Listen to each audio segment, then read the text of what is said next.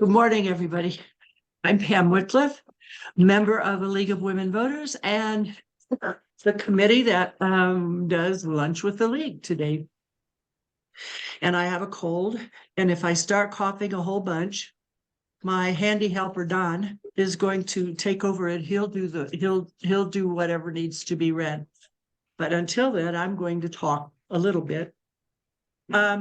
Before we start, I need to say a few things about the League and what the League does and lunch with the League.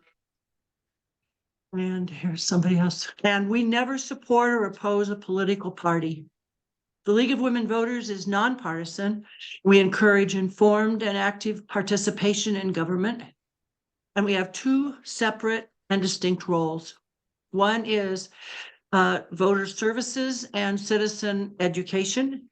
We present unbiased information and about elections, the voting process, and issues. And the second thing is action and advocacy. We're nonpartisan, but after study, we use our positions to advocate for or against particular policies in the public interest. So because of that, comments and opinions that folks might have today aren't necessarily those of the League. We'll be here from noon or a little after noon till 1 o'clock. And the general format that we'll use is that Miss Gladys will talk for the first half hour, and then we'll have question and answers for the second half. And if everybody would just put their questions or comments in the chat down below. And then when we get to that part, I'll read them out so Ms. Gladys can respond to them. So if everyone can please remain muted during the talk, and then we will open it up if we need to at the end.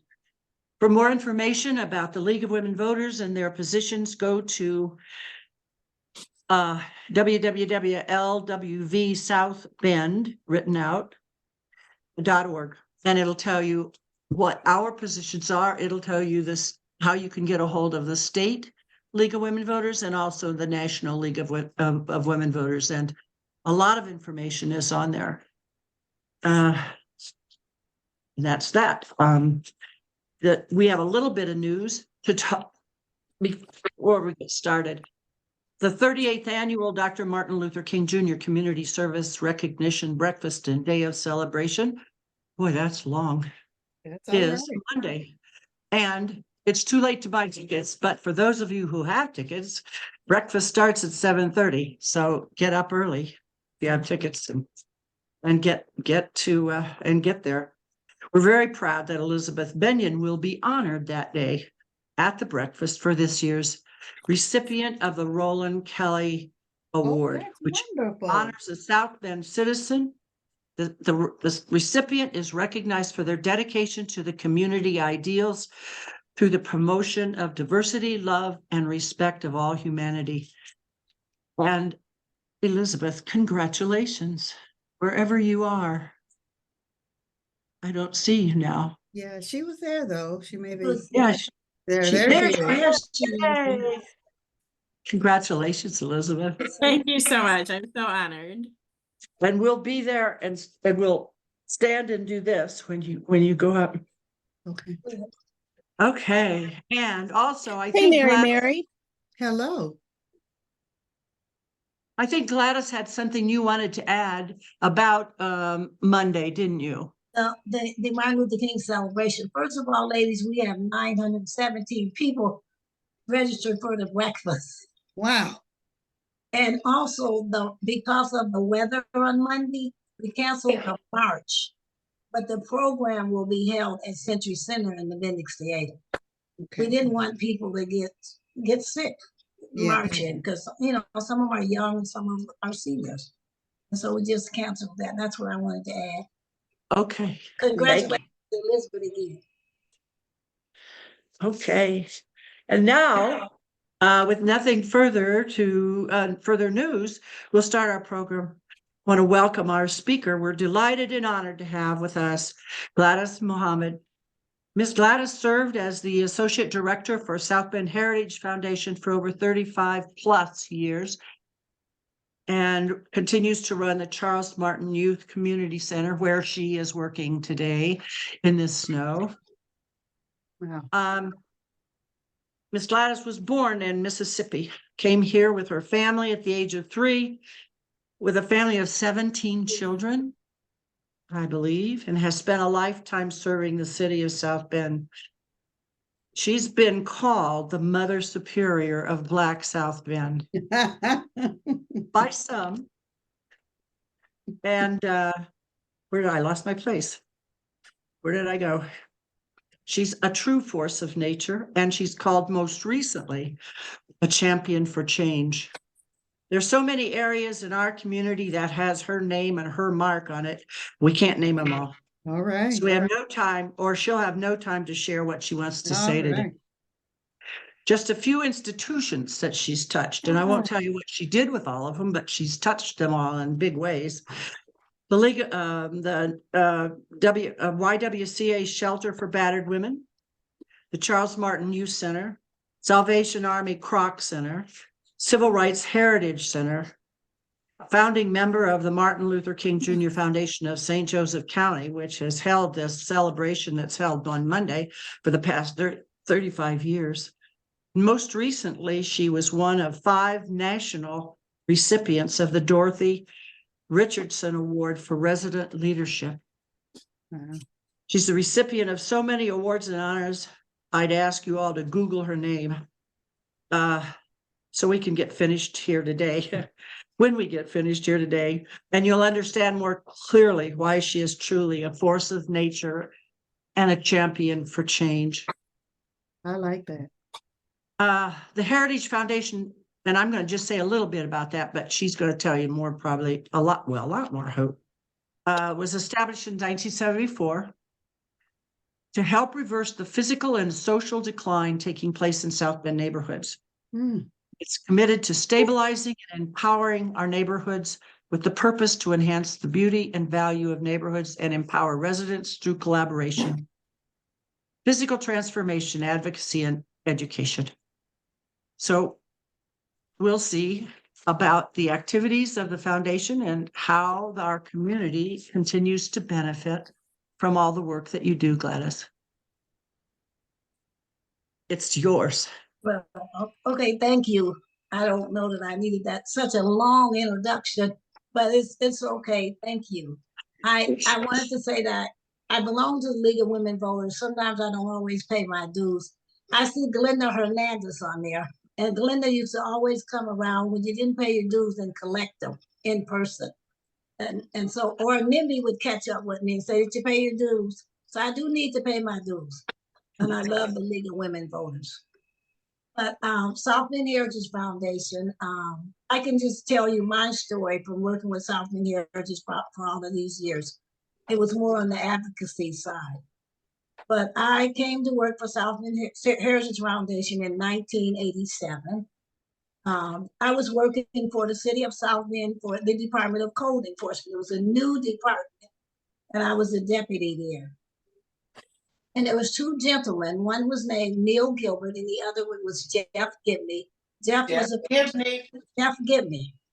Hey, there's Mary. Jeff was the first director of South Bend Heritage Foundation. He was a founding member of South Bend Heritage Foundation. And they came there and they said to me, we need you to work for us. And I said, why me? And I gave them the name of about 7 different people. And they came back the second time and said, no, we want you to come and work for us. And I said, why would I work for you? I have 11 secretaries. And I don't want to go work and don't have any secretaries at all to help me. And Jeff, the third time they came, I'd had a hard day at code enforcement. I had been told off 150 times, cussed out, stop sending us letters to cut our grass. We'll move our cars when we get ready to. And you know, I even sent out letters that said, stop your dogs from barking. And that was one day that I had it. And when they came and I said, yeah, I work for you. I work for anybody to leave code enforcement. But I went to work for South Bend Heritage Foundation. And I found out that they truly were interested in cleaning up the neighborhood and dedicated, committed people that I wanted to work with. When they first started, they were renovating old homes on West Washington Street. And one of those homes was Tippecanoe Place. Jeff Gibney and Dare Andrews cleaned Tippecanoe Place. On their hands and knees, they rubbed the wood and they helped restore that building. They also restored several homes on West Washington Street. One of those homes was Jeff's house and Neil Gilbert's house. And those houses are still there today. And then there was a Franklin Lloyd Wright house across the street, which had been the Almond Grotto, they said. But those homes were empty and in disarray because, as I found out later on, because of disinvestment. And they also moved houses. They was in the business of restoring old homes and saving houses in that neighborhood that were beautiful. Now, when I came to work for them, we were in the process of cleaning up the block. And I don't know if everybody here knows what the block was.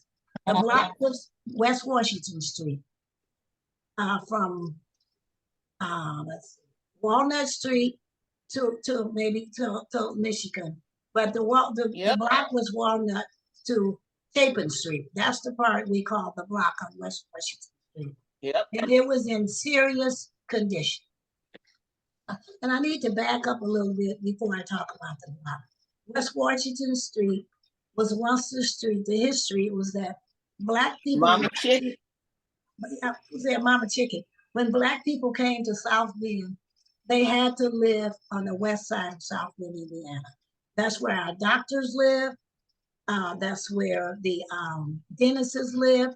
That's where we went to the children's dispensary for health care. All of those things was on that block. And over a period of time, things went substandard. In West Washington, the part that I'm talking about, Chapin Street and Walnut Street, those blocks were in disarray. And my job was to help clean up the block. And they told us people weren't interested in it, that it was, people didn't care about it and they didn't care about themselves. And so one of the first things that we did was set up an organization, and Charlotte was a part of it, called the WWCRP, Self-Respect and Dignity. That was our slogan. And we were to get the people that lived there involved in a process, whereas they would change their own lives. It was their neighborhood, and they had to be involved in cleaning up that neighborhood and saying something about what is it that we want in that neighborhood. And everybody that was on the WWCRP lived in the neighborhood. Mrs. Brayboy at the time was our second district city councilman, and that was her district. And I'll say this too, Mrs. Brayboy was a Democrat, and then there was Lavinia Kane. She lived on West Washington Street, and Lavinia Kane was a Republican. And everybody, and we got along just fine cleaning up that block. They both was very much involved. But one of the first things that we did was we had to look at the assets of that block, look at the assets to say, what is the assets? Why should we clean this up? There was a liquor stores, there was Little Johnny's. Little Johnny's was the, well, like a casino. And everybody, the old guys went there to gamble. But we thought it was cool. There was a groceria there once upon a time. It was the place once upon a time where Black people came to South Bend, and we would party there. There was Haynes Funeral Home was close there. We had a hotel, but over the years, everything went substandard. And then there were some senior citizens who lived in older homes. Their kids had left and they were in their homes. And we got those people involved to say, these people matter. These people should have their homes cleaned up. They should get this block cleaned up. And we also had about 6 murders in one month, maybe 10. They would go to Chapin Street, get shot, and then they would go on West Washington Street, and that's where they would end up deceased. And we said enough was enough. That's why people got together. And one of the first things we did was, again, we established the WWCRP, and we said the people were the assets in the team. And when we brought them together, we talked about what should we do, and we had a march. And we had a march, and we called it Our March on Washington. And we brought in Dr. Elijah Anderson, who most of you know now. He lived on Cherry Street when he was growing up. He actually is from South Bend, Indiana, and we needed a famous person to bring people together. And we asked Dr. Anderson, when are you coming home to visit your mother? And he told us, and we said, okay, then that's the day we're going to have our march. And so we didn't have to pay him. We didn't have very much money. And we had 500 people that participated in that march. 500 people in the neighborhood where nobody had been doing anything but complaining all the time. Woe is me. And the city had disinvested in it, the city of South Bend, bankers, and the people themselves had disinvested in themselves. So we had to make sure that those people came alive and said, okay, this is our neighborhood. We want to change. We brought in some people from the National Equity Fund. We worked with the Center for Community Change in Washington, D.C. They came to town and taught us how to be advocates and how to be change agents and how to keep people involved. Over a period of time, we worked with the people to buy them out. It became a redevelopment targeted area. And we worked with the people, and we individually, we would work with a different business to see if they were ready to move or if they wanted to go off that street. We didn't cheat them out of their money. We sat down and had meetings with them, and we gave them the fair amount of money that they should be paid to close their businesses. We took a lot of time working with people because we didn't want to be accused of just telling people to get out and all this, because it was redevelopment target area. Jeff Gibney did the right thing. He was a great person, and he loved people, and they worked with people. Now I'm going to talk about a little bit about Chapin Street. The Naptown Writers were on Chapin Street, and St. Joseph Health Clinic, Sister Mara was there. And they took very good care of the people in the neighborhood, the clinic did. And I remember when we met with the Naptown Writers, we went to see them to see if they would be willing to sell their place and move out. And they told us, we was here first. Who do you think you are? So we sat down with them, we had a meeting with them, and then they were Sister Mora's protectors. They kept people from breaking in that health clinic. They worked with them, and everybody respected the Naptown Writers, and we did too. But they told us, if you ever just want us to leave, if you find us someplace else to go, we will leave. And this is a funny story. We had a meeting with them at Colfax Culture Center, where our offices was, where Southhold Dance is, where Southhold Dance is still there. And they came in to meet with us, and they had chains on. Charlotte, I don't know if you remember this. They had their chains on, and they had leather jackets, and scared Southhold Dance half out of their wits. And they came in, and they sat down with Jeff and I and Charlotte in the meeting, and they were going to introduce themselves. And they said, pork chop, face. They said the worst names, and we sat there, we stared at them, and finally we said, we're not scared of you guys. Tell us your real names. And they did, and they laughed, and they said, okay, we came over here to see, we want to work with you guys. We know that you're trying to clean up the neighborhood, and we want to work with you and try to help clean up the neighborhood. So they became collaborative partners. Most of the people on the block and the people on Chapin, they became our partners. We didn't just try to throw them out. They'd sit down. They became a part of the WWCRP and helped us decide what we're going to do. And we created a comprehensive plan to look at the whole neighborhood and to see what we could do to change that neighborhood. Now, I learned a lot of things in that process. I learned the neighborhood was in the shape of it was in because of redlining in South Bend, Indiana. Most of our banks was redlining.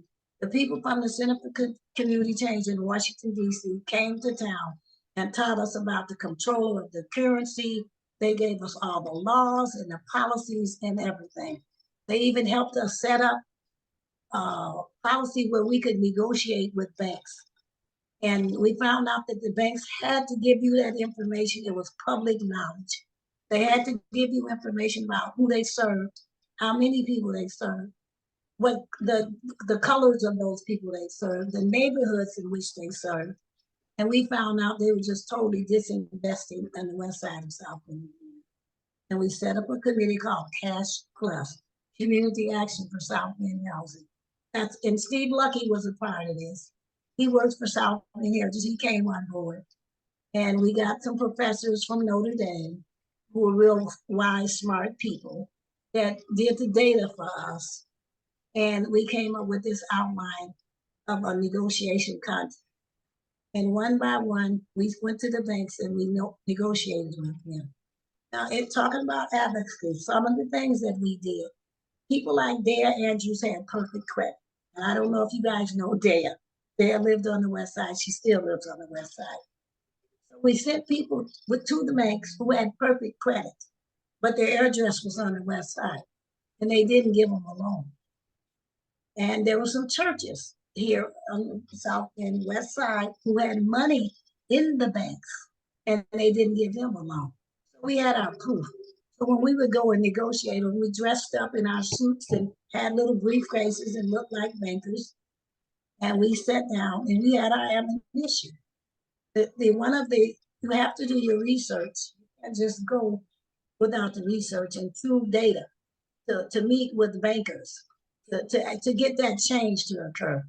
We sat down and we worked with them, and some of the banks really fell in line.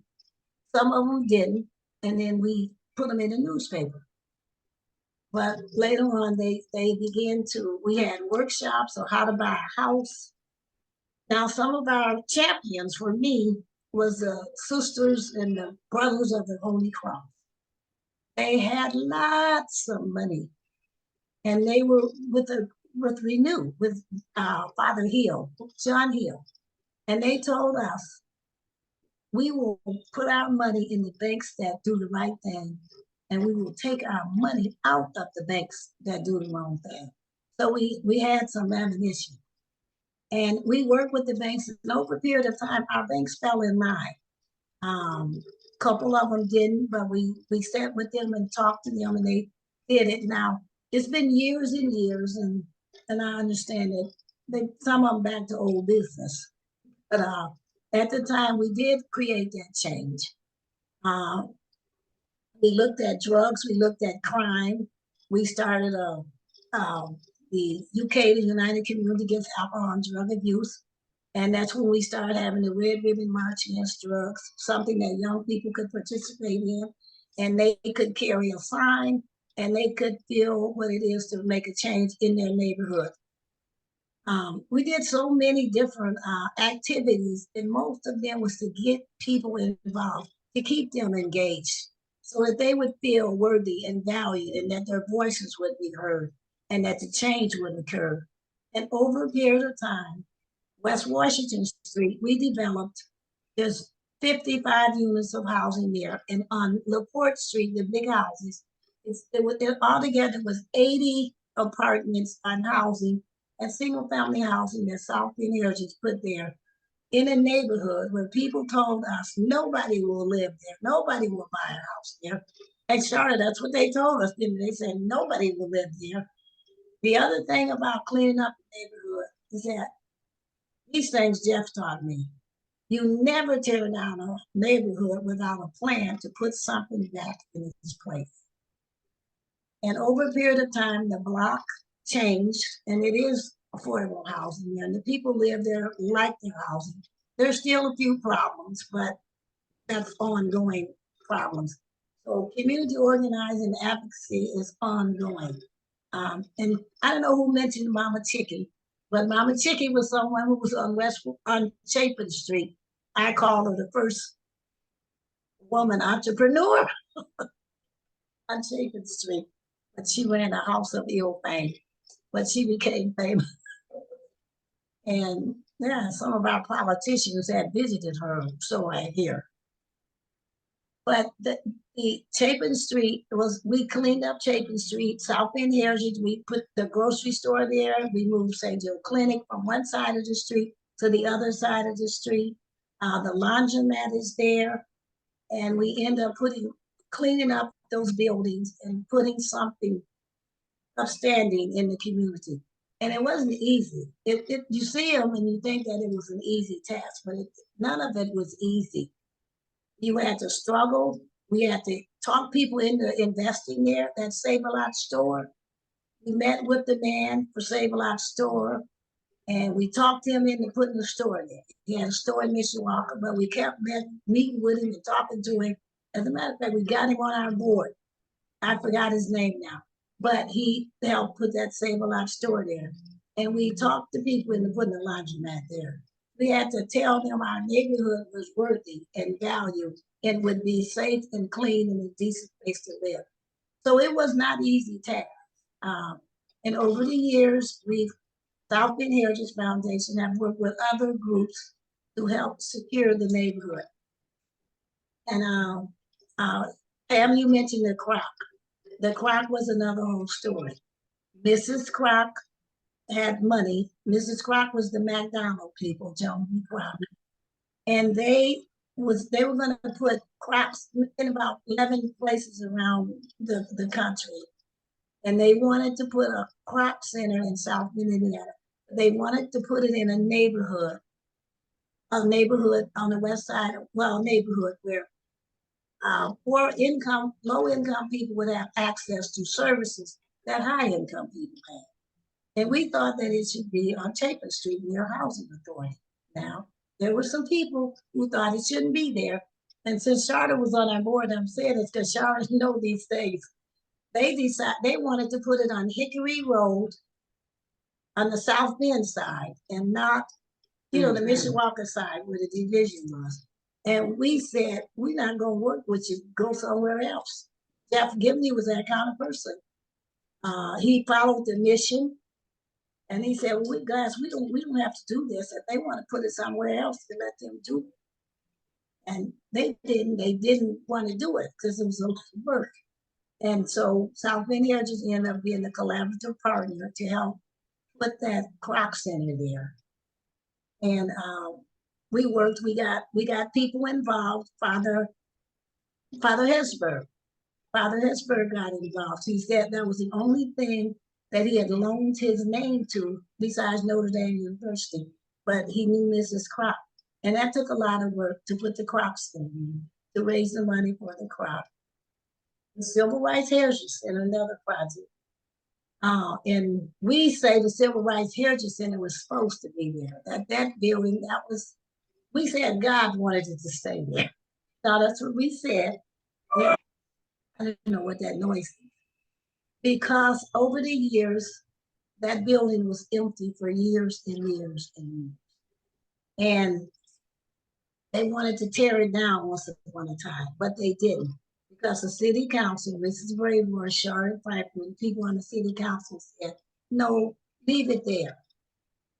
And it came a time that it was the only building left that told the story of the segregation in South. All of the rest of the buildings besides the churches were gone. And that civil rights, the natatorium told that story of once it was segregated and then it made a change. And so we got with Indiana University. One thing South Bend Heritage always get partners, collaborative partners to help make something happen, engaging people at all levels. Because running the Civil Rights Heritage Center was not our business, but we got Indiana University to be a partner to do that. So we get partners to take over and make it there sustainable for forever, because South Bend Heritage couldn't do it. Our main focus was on change and on affordable housing and providing safe, decent, affordable housing people on the west side.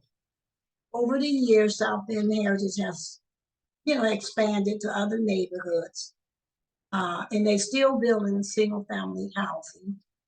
I'm involved with the Charles Martin Youth Center as a volunteer. And that was another project. We raised money for the Charles Martin Center to put that center there because we didn't have a center in the neighborhood.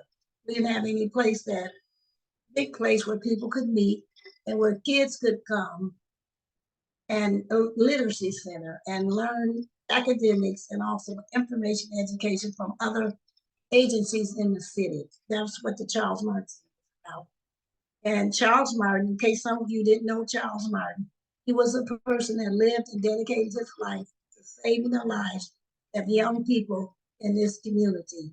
He had worked at Urban Youth Services at the YMCA. Charles got sick, and we wanted our community to remember that Charles lived and dedicated his life to saving the lives of people. And that's how that's why we got the Charles Martin Center. We raised the money for that. And the other thing that I really want to say is that it can be done. Together, things can get done, and people do have power. People think that because you live in a low-income neighborhood, that somehow you low. And we had to take that away from them, tell them, we would say to them, hey, rich people don't pay their bills either. So don't start saying it's just this neighborhood and it's just poor people. Some poor people pay their bills. If they had the money, they would pay them. We had to change the way people thought about the West Side and how they thought about people who lived on the West Side and low-income people. That was part of our mission too, to change how people thought about us. And when I look back at the block, they told us early on, it can't be done, and you can't do it, and nobody will ever return there once you do it. But that wasn't the truth. So most of that mission for South Bend Heritage is cleaning up neighborhoods, empowering people to make a change in their own lives, and to be a part of that process, and not complain and moan all the time. Get involved and help us help you as we help ourselves. Today, we've had, I think Phil Bird, we had one other person that was a director for a while. Phil was an interim director. And then Marco Mariana is the executive director today. And he's been there since 2012. But today, South Bend Heritage Foundation are involved with housing done throughout the city, or maybe 400 apartments housing. And the latest project is they're partnering with Youth Services Bureau off of McKinley over there. They're gonna put up housing for some of the young people that need safe, decent housing.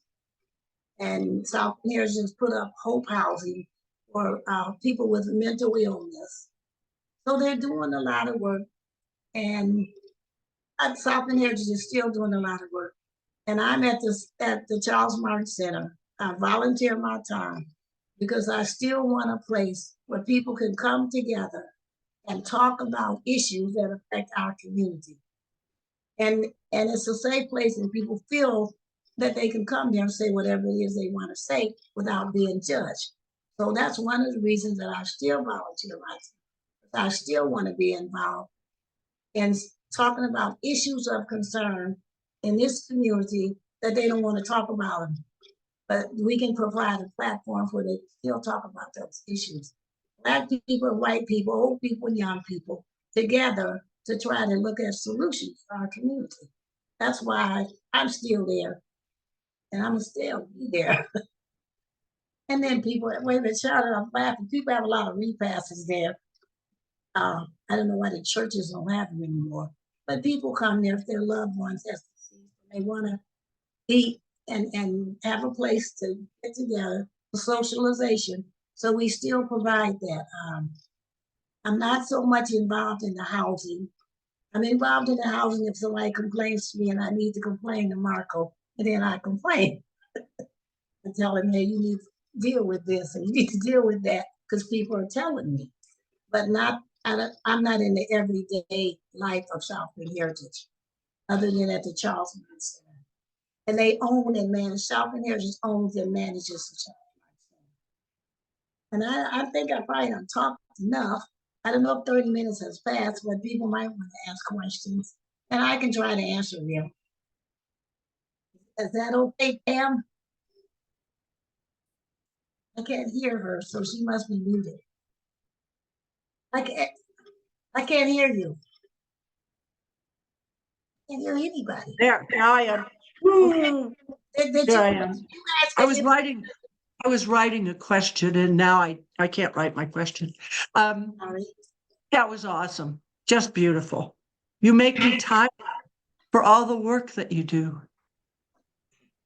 I think I do a lot, and then I listen to you and I realize phew, I just been sitting around. It gives me energy or something. I think God wants me to be like Oh, you're that. amazing. I think so. I accepted me for me. Amen. Okay, now I'm gonna start with the chat. And I'm gonna look at I'm gonna go right down the line. And Elizabeth, of course, is always asking very interesting questions and saying interesting comments. Her very first comment was, must see TV on February 22nd, 24. Legends of Michiana is Gladys Muhammad. Thursday, February 22nd at 8 p.m. She is a force of power, inspiration, and hope for the city of South Bend. Dive into her story as PBS Michiana and WNIT brings you the next installment of the legends. Thank There. you. Thank you. And you There said you on the go. 22nd? Yes, Thank you. 8 o'clock, PBS. Thank you. Okay. Congratulations, Gladys. That's wonderful. Thank you. And Yeah. where's it? Yes. Elizabeth? That was Mary McPhee. Oh, Yeah. thank you. The producer was talking about it today. He was so excited. He said, "Oh my gosh, she just invited me to a party with her whole family, and they were all just as nice and smart as she is." My son Anthony he worked at Notre Dame for years and he was retiring and he was a dog trainer when they finally got the dogs.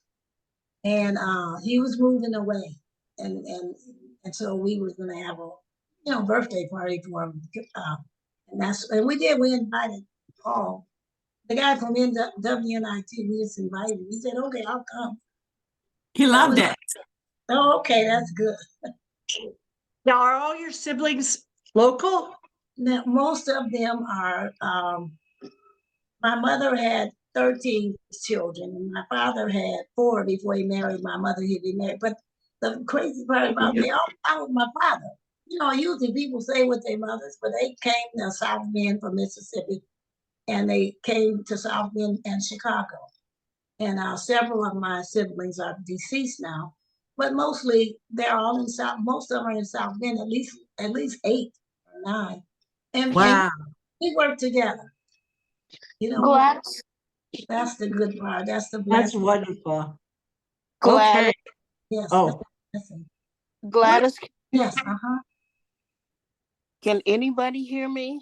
We can hear you. Okay, this is Rose, and I want to say to all of the ladies, you look beautiful. Mary, you look beautiful. Gladys, and your presentation was wonderful. And thank you, Pam. And I was the one who mentioned Mama Chicky. Oh. And I forgot to mention also someone who had a vital role in the West Side was Wiley Hoover. Oh, wow. Wiley Hoover. He was one of our heroes too. He ran the pool hall. And you know what? The West Side, we had, there was a good side of the West Side, and now it's kind of gone. But that was our first office, was where they used to do the lottery. Well, it was a lottery before it had a legal lottery. It was a policy place. And I don't know if you know about the policy wheels. The policy there was a book called a dream book. And you buy the dream book and you get the numbers from the dream book. And you play those numbers. And if you win, you got money. But we called it the policy thing. And it was on West Washington Street. That was the first office, I think. And That's cool. Mr. Piggy had it. And it was Very good. Well, I have some more questions here, comments and questions. This is from Elizabeth also. We're not scared of you. What's your real name? She said, I love that. when you talked about your bicycle guys or your bikers or whatever. Oh, Yes, yeah, those guys were there. They said pork chop. Well, they're not- Scarface. They had the little chains hanging down. And we had to tell Southhold they're not gonna do anything or harvest. They deliberately did that to us to try to make us scared. We were scared of them. Didn't scare you. No, they were our friends. What it says, what a beautiful model for working with. Whoops, wait, where'd I go? I love Rather than displacing or marginalizing the neighborhood leaders. Here's a question. How do we identify new potential leaders? Well, let me scroll down. New potential leaders at neighborhoods and city level. And what role do youth programs play? Over the years, we've had lots of youth programs and it involved young people. But today, we need more young people to come on and take on that responsibility. I think that young people, they want to be paid. That's the number one thing they say right up front. Because my daughter, she'll say, "Mama, I'm not you." Because you make them do stuff. That's the way you do it. You just make them do stuff. But they Yeah, get involved. And she said, "I'm not you. People need to pay you for all the work that you do." But we're committed and we're still committed. But there are some young people out there that we hope to step up to the plate and take on some of the responsibilities. A lot of them have been involved and you have to have a platform or something to keep them involved or create something so that they can stay. And we have to make space for young people to be involved. well, And- how do we, and one of her other question was, how do you identify new leaders, new potential leaders in the neighborhood and city levels? I look for them every day and then I push them. They don't know I'm looking at them. But when I find someone that I see those leadership qualities in there, I help them and get them involved or refer them to a board they can be on and say, "Hey, go over there and talk to so and so. They can help you." And so I look for them. Somebody looked for me. I didn't know I was going to be me the way I am today. But again, Jeff given me, and even the shelter, people saw something in me that I didn't see in myself. Yeah. You know what I'm saying? Years ago when I got involved and I found out who I was, Yeah. not like being me. Lovely. But that's There's one more here from Elizabeth before we get to other people, I guess. She said, I'm so impressed by these examples of how work with policymakers, civil leaders, local universities, nonprofit organizations, investors, banks, local residents to create change. Amazing work. And here is that question is, what advice do you have for people who want to address a specific problem in their neighborhood, but don't know where to start? I'm going to put Mary on the spot right now. Mary is with the city's community investments, and they do neighborhood empowerment and bringing neighborhood people together. Oh, They could make neighborhood associations or to get involved, and if there's none, create it. Absolutely. Create it, and people have to make space for other people to come to the table and to be involved, and that gives them their value. Then they're valued as a person. And I think that when people are engaged and they are involved, then they don't complain so much because they're doing something themselves. But we have to make space for that. thank you. We just have to. Okay, thank you. I Good want to work. say something to Elizabeth.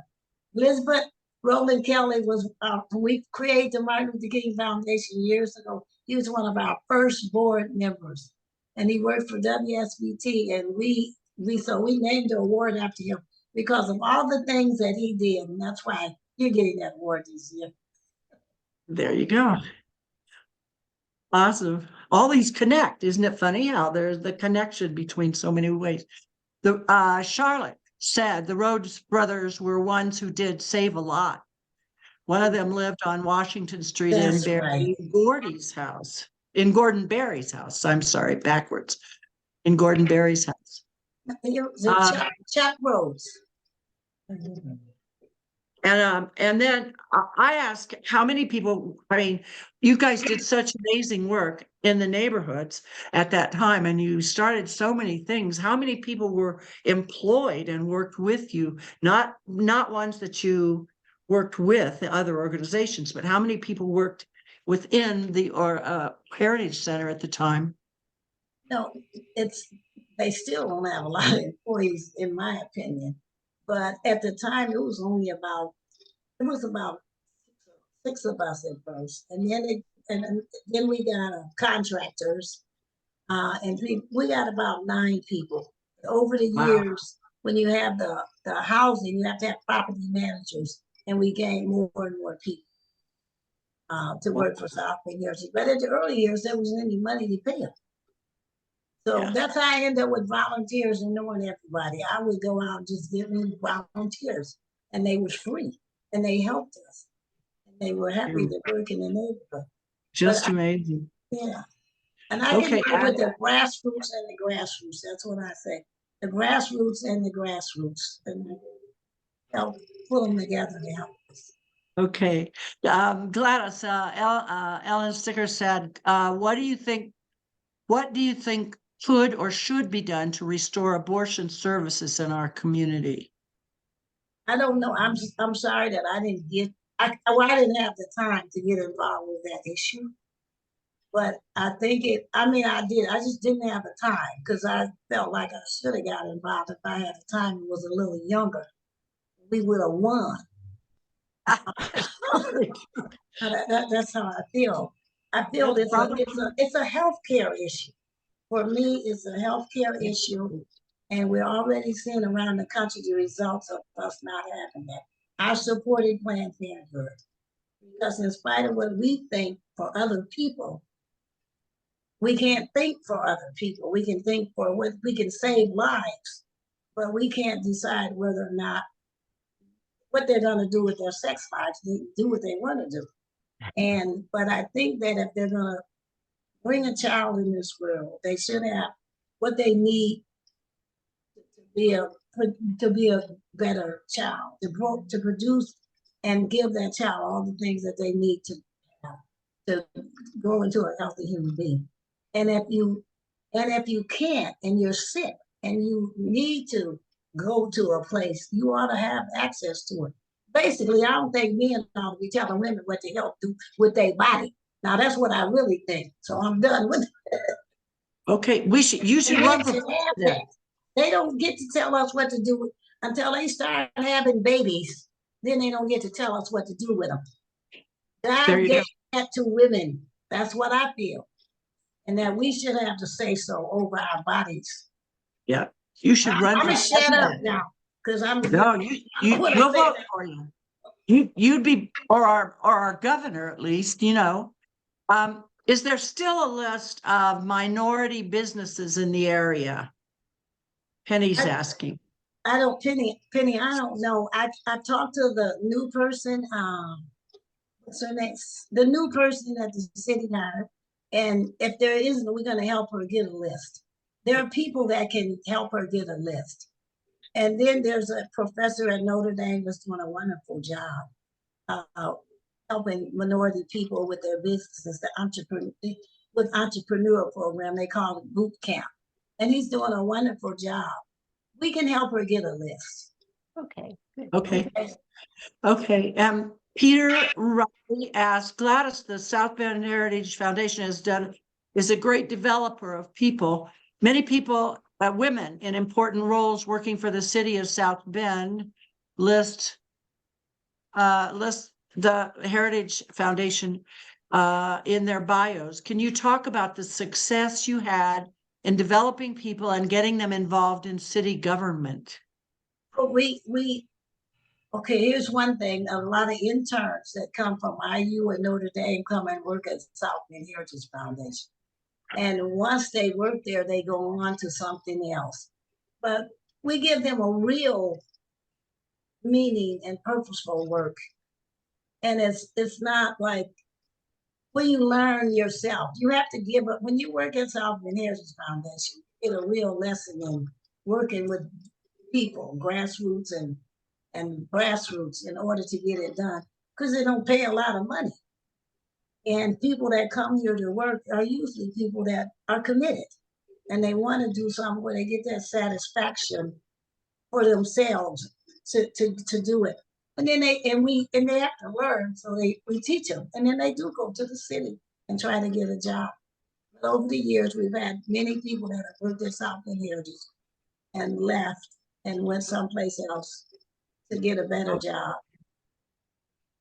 And Okay. many volunteers too. And Charlotte, I don't know if you were talking to Ellen Stickler, but you did mention there's a reproductive justice committee that was organized by April Ladinsky. And that probably would talk to that issue of abortion and the abortion care, right? I was talking to my daughter, Charlotte, the other day, because I mean, I'm long past that stage in life. We all are. But she was saying to me that she was talking to, and she's older too, but she was talking to two young and some high school girls. And she said, what do you think about if you guys should end up pregnant or something? What are you going to do? And they had no answer, and they didn't even, the young people whose lives it could affect aren't thinking about it. I'm just Yep. telling you, they're not even thinking about it. Nope. But she made me think about it by telling me, Mom, it's going to affect young people's lives, and they don't know any better. And then she told me about something happened on National where some lady almost died. Okay. And Ellen said, thank you, Gladys. Incredibly well said. Does anyone else, and that I think is the end of our chats, unless somebody has another question, they can unmute themselves and speak up. Pam, can you hear? I can hear you, Rose.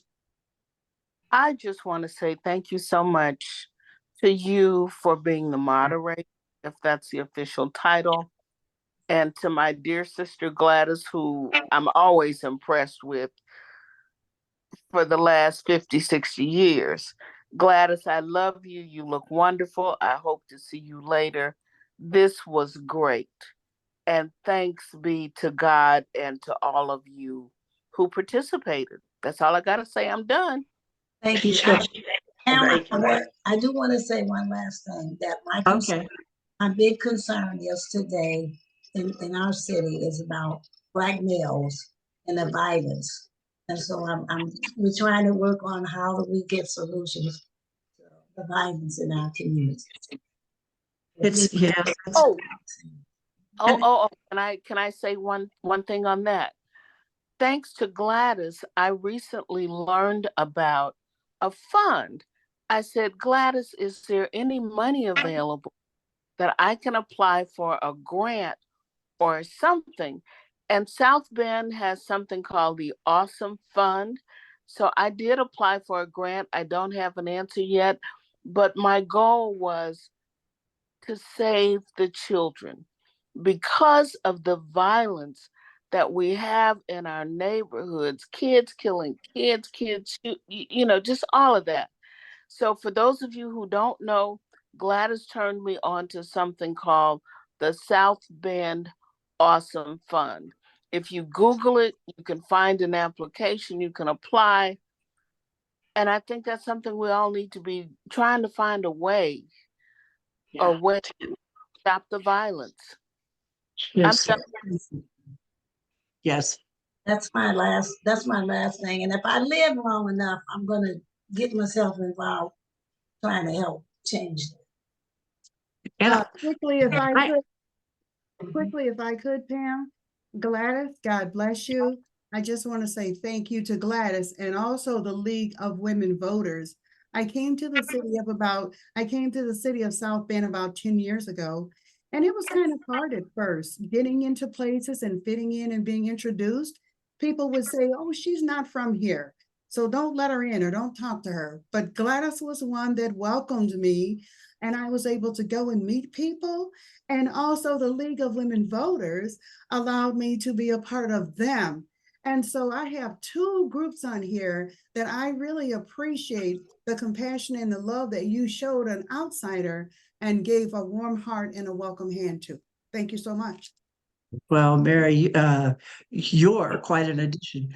You made me feel welcome every time I see you. You know, you're right there and you're everywhere. Thank I did have one question that I forgot to mention. How can the League of Women Voters, I know how important it is to register voters, and particularly in the Black and Brown communities, that is so important. How can we impact those communities in ways to encourage more people not only to register vote, but then to vote? That's a really good question, and we're trying to think of ways to create a platform or space for the league to try to help register people to vote. My daughter brought that up too. She's here from LA just to help me for Martin Luther King celebration. But she mentioned that too. She said, "Is the League of Women Voters, what are they doing about high school students?" And I said, "Well, they used to go into high schools and register people to vote." And she said, "Well, Mom, they need to do that again because it's important for people to register these young people and for them to vote." She said they don't seem to know how important it is for them that they should vote to keep the democracy alive, to keep the freedoms and the choices that people have been able to make over the last 100 years, to keep that there because it's going to impact them. Yeah. Well, our League of Women Voters, our registration committee of three, I mean, the chairs of that committee, we are working on that, and that is our focus for this year, is to get back into the schools. I think that kind of fell partly because I think the schools kind of reduced our involvement. They did it. And then and then came COVID and blah, blah, blah. So we're starting to, that's one area of our focus. The second one is possibly trying to get to folks who have in prisons or who have been, who are in halfway houses coming out, to get them involved as well, and get them registered to vote. So those are our focus this year, is to get that started again. And you said the right thing about getting them registered to vote, and then they need to vote. Yeah. And that's the part. How do we do that part? You got to work with them and help them understand that they can't take things for granted. I was in the 60s. A lot of us was around in the 60s. There was a lot going on, and we could get involved. But the young people today, I don't know, they just take things for granted. They don't understand what happened in the 60s. Yeah. That's why we had a Martin Luther King celebration every year, to help people understand and remember Dr. King, of why it's so important for nonviolent social change, and that people actually died for the right to vote, and they fought for the rights and freedoms that they have today. And we have to help the kids keep that alive so the kids can understand. You just can't take life for granted. It don't work like that anymore. Yeah. Well, I don't think it ever worked like that, but it still doesn't work like that. And everybody needs to read these chats, because there are lots of really wonderful comments about that awesome fund. It's $1,000. There are 8 women on city council, which is awesome. That means we'll get stuff done. Your high school's registered student, and we talked about that. Ivy League, I believe, or Ivy Tech, I believe, does register voters. And I know that we've been in Ivy Tech before, in the classrooms and in their cafeteria area, but I think they also do it. And I think Notre Dame does some registration of voters, as well as, of course, IUSB does, because they've got Elizabeth. And I was just going to say, they are Elizabeth. if you got Elizabeth, you're going to vote. Yeah. We And have to do a big voter registration drive or something. yep. And let's see, Barb Carmichael said we need to do more civic education. I'm not sure what that means, but Barbara, I I know. mean, You know what, again, I don't want to talk about this. I'm gonna say about the cities. We grew up with, in your classroom in school, you learned about civics, citizen participation. I mean, I still can remember the Constitution because you had to learn that stuff. They don't have to do nothing. Today, they don't even know. They don't. I can't believe it. I don't. But when we went Well, to school, we had to learn that. Even home ec, you learn nothing these days. will you talk to us, talk to the league, Gladys, Okay. about how we can do voter registration stuff? And anybody that has ideas about civic education, please contact, I guess it's NIMBY, Cushing, it's myself, and it's, I went blank, Beth North. We are the three people that are heading off the registration group. And so talk to us if you have ideas. It'd be wonderful. And maybe we can become a Gladys. Well, I just had an Oh, idea. you- What I'm is a that man that runs the Civic Theater? The guy that Yeah. runs the Civic Theater. Yeah, Aaron. Yeah, Aaron, maybe he could do a play or about civic participation, you know, on all of that kind of stuff. Maybe he can do something. okay. And the young people Well, certainly participate with him. He's been doing a great job with those things. yeah, we'll drag him in. He did the one on guns, The housing, better what was- home. And and he did did Better Homes. and he did the vote, not the vote, but he did one on violence.